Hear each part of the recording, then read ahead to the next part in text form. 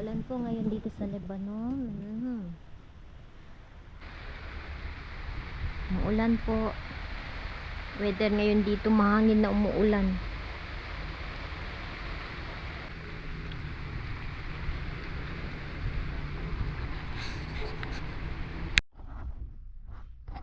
Hello mga kapitbahay, good afternoon. Katatapos ko lang nagluto. So, kami lang na mga bata. Kasi si mama pumunta po siya kahapon sa sa Ashrafiyeh, doon sa ang tawag doon, hipag ba? Kasi yung asawa, si teta pala is grandma, no? Si auntie pala tawag. Auntie bang tawag ko doon, guys? Yung asawa ng kapatid ni mama yun, pero nasa kabilang buhay na po. So kaya uuwi siya sa Monday, kukunin ni Mr.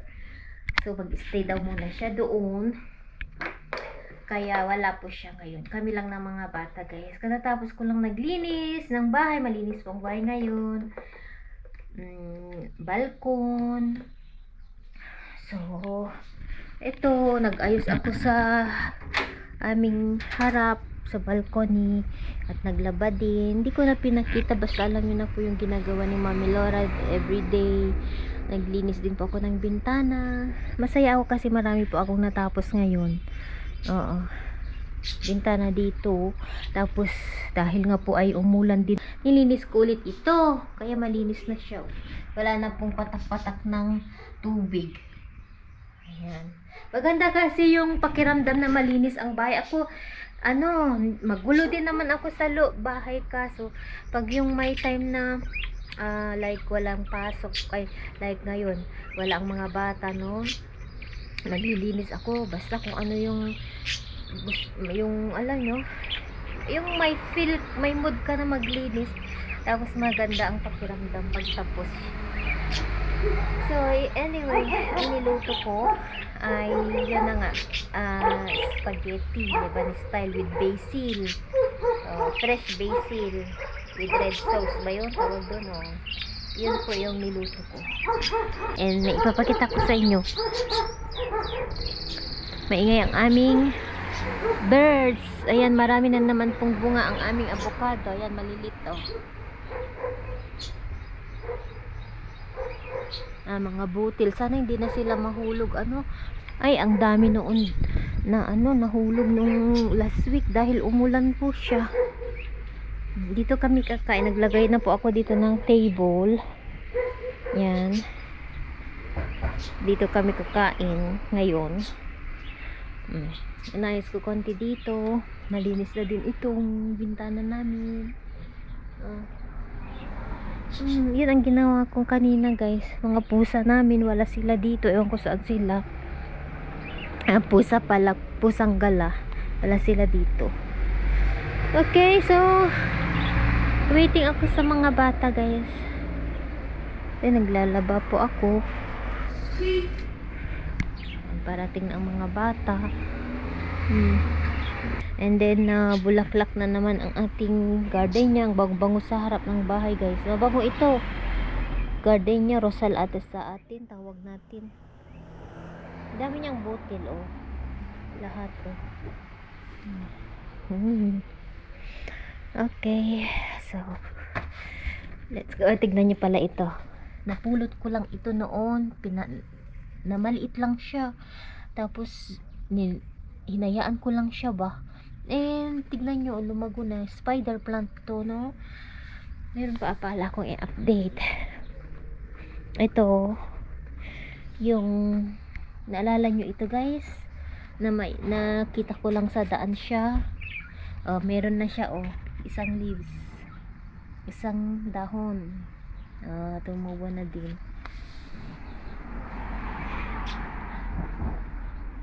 Check natin yung niluluto. Doon kami sa labas kakain. And then nag-harvest pa ako kanina ng mint. And ito salad ko, kamatis. So ito ang gagawin ko, kamatis, cucumber, lagyan ko siya ng mint. Ito yung nasa harap ng bahay, garden ko. Ayan. Ito ang salad namin with Lebanese spaghetti, basil, yung sauce ko basil, nilagyan ko siya ng basil siya guys. Oh. Yung nakikita nyong green. Yan. Basil ang tawag ito, basil flavor. Okay.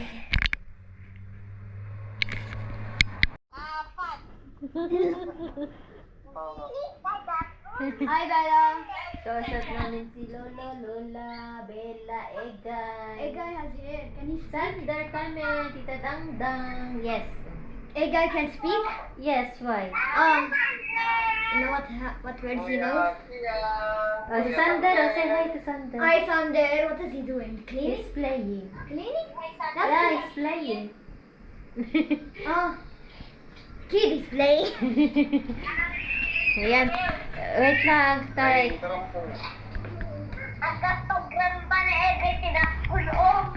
Isaganak lang ako food namin guys. Dito na ang mga bata. Handa ko lang.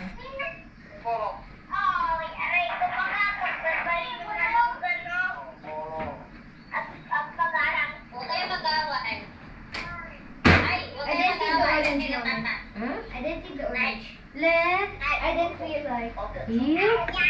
Okay. Let tawag ko daw.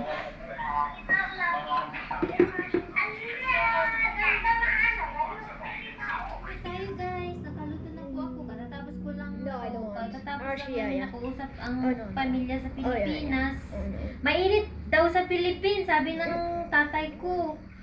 Si Inang, may hindi siya maganda ang pakiramdam. May ano siya, may sipon, may ubo, may lagnat. Dahil siguro sa init na din ba? Grabe daw ang init doon, sabi nila. Kaya mag-ingat po tayo. Sabi ko sa kanila, inom sila ng tubig para hindi sila ma-dehydrate ba?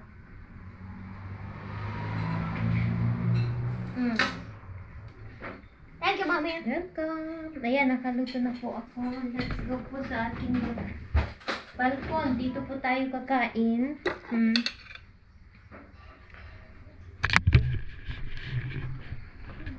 Tayo natin ang ilaw.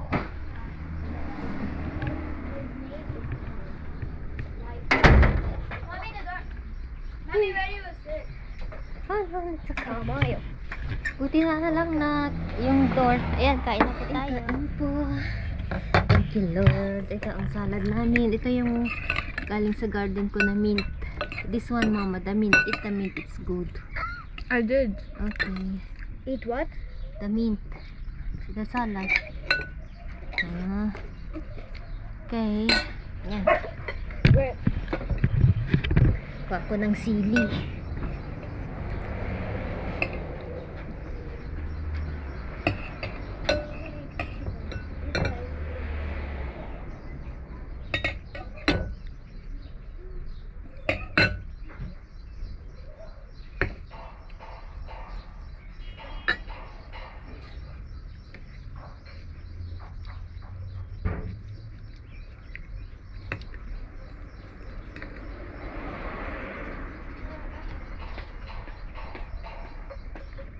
Mag-juice tayo. Masarap po mag-juice dahil I don't want. you don't want juice?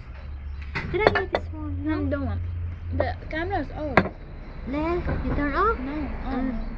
Why is it like that? I think she don't want. What do you want? Yeah, okay. My pee holder.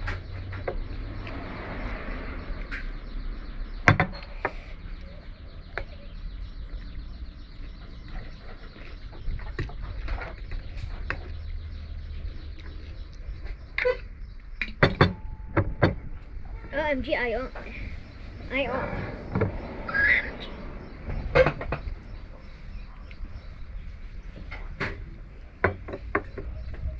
Close natin ating pinto kasi ayaw kong ano, pasok ang tawag nito, lamok. Mama, don't tease the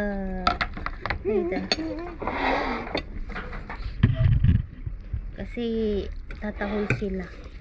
Kain po tayo guys. Thank you Lord. Okay.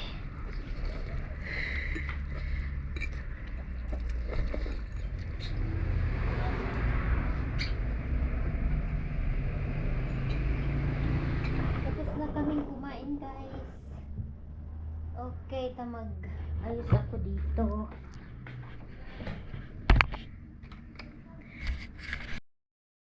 Ayun si Emong, oh. Hinahanap niya yung brother niya, malungkot siya. Ayun. Wala si Garlic. Kalaro niya kasi yan, eh. Hello! Kumusta po? Ay, nako, ngayon lang ako natapos sa aking gawain. So, ngayon mag-shower na ako. Nagpapaano lang ako ng tubig. Wait lang, tanggalin ko dahil nga po ay tawag dito, maliligo na po ako dahil tapos na po ako ngayong araw. Ay, namatay. Okay. So, magpahinga lang ako. Natulog na ang mga anakis ko. So, may sasagutin lang ako. So, gusto ko lang sagutin. Gusto ko yung topic na ito. Ito yung sagot niya, ay yung tanong niya, yan. Si sis, ano ba siya? May nag-comment. Gusto ko lang sagutin, kasi maganda po itong tanong niya. Pwede po magtanong, sabi ni sis Lele. Ewan ko kung yun yung true name niya. Lele and Vicien. Ang cute naman ng pangalan. Pwede po magtanong, pinibigay ba sa'yo ng husband mo ang sweldo niya? Or umaasa ka lang sa YouTube nakita kasi wala kang work? Parang plain housewife ka lang. Yes, plain housewife ka lang. Okay, magandang tanong yan. Sasagutin ko na sis yung tanong mo. 11 days ago, ngayon ko lang nakita yung comments niya. Kasi, so yun yung tanong niya. Nag-comment po siya sa yung birthday ko. Doon siya nag-comment. So anyway, magandang tanong yan. Una, sa mag-asawa, no? Para sa akin, kasi yun ang namin ng asawa ko. Kung ano yung meron sa kanya, sa akin. Kung anong meron ako, sa kanya din. So, ganun naman dapat ang mag-asawa, no? Yung magbigayan ba? Yes, housewife lang po ako.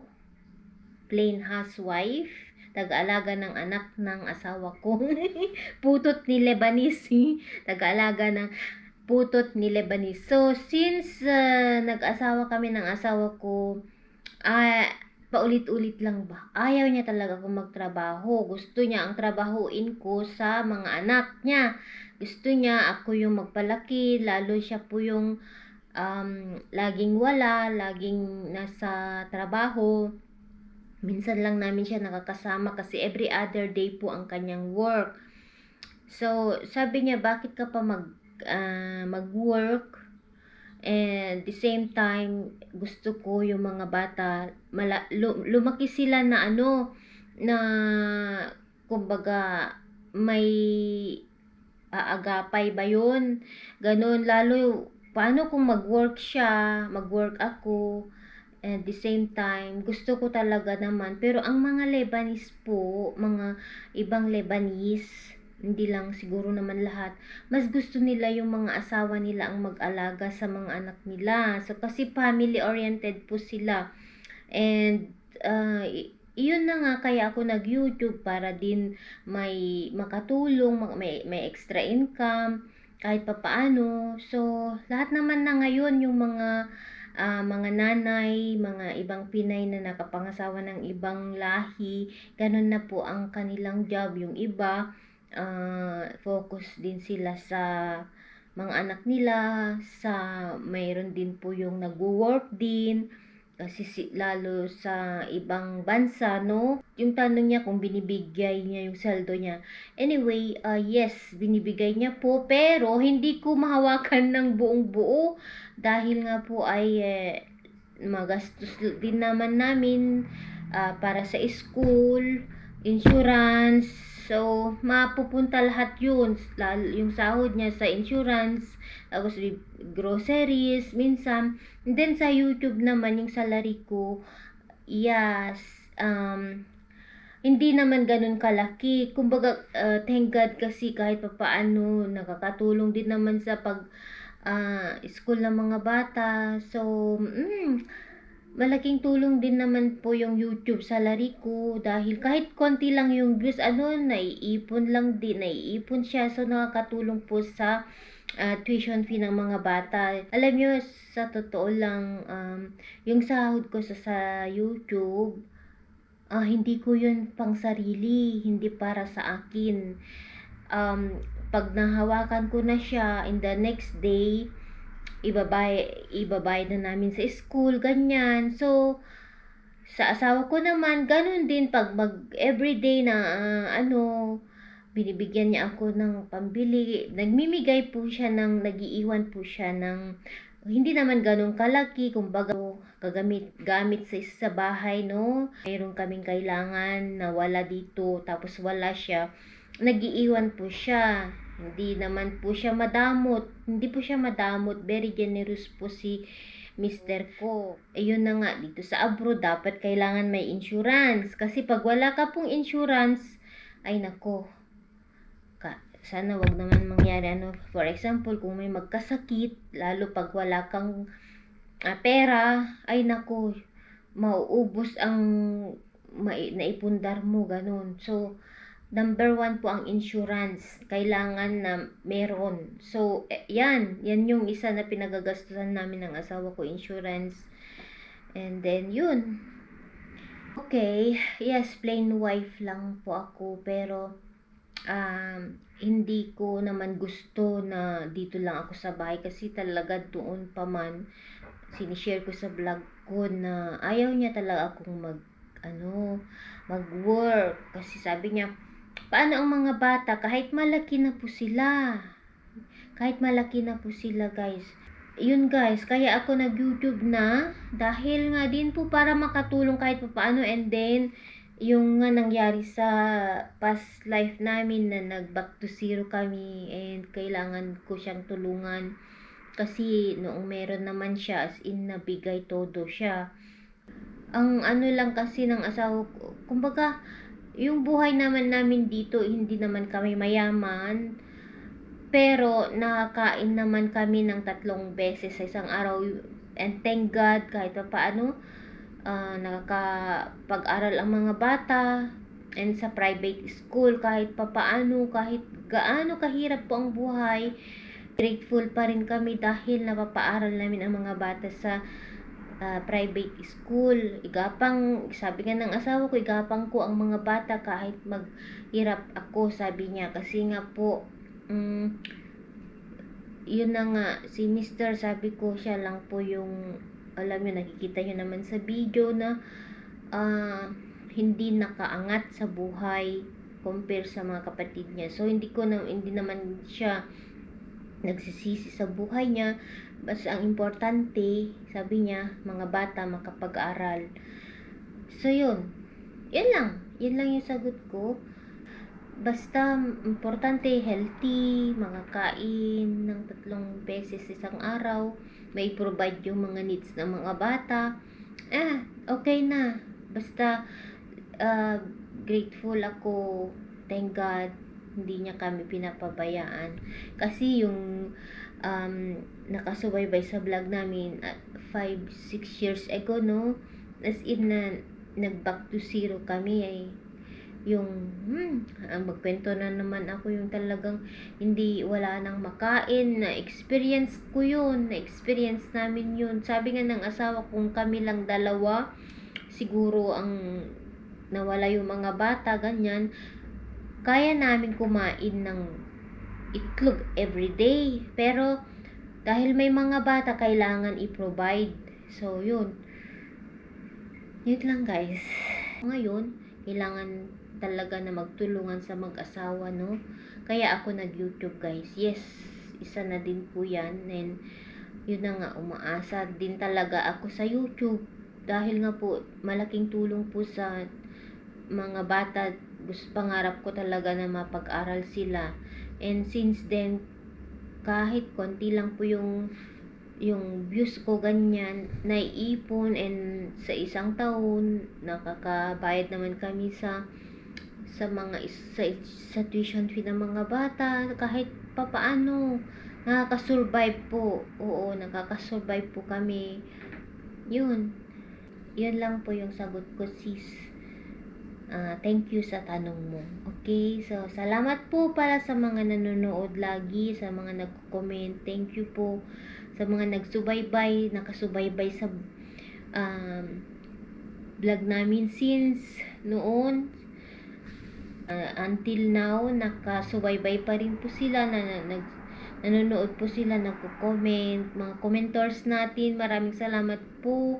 Hindi ko kayo maisa-isa. Alam niyo na po kung sino kayo. Thank you so much po. At sa mga lahat po ng silent viewers, and salamat talaga sa mga suporta nyo, sa panonood nyo. Dahil nga po, kung wala po kayo na nanonood, wala din po akong sasahurin.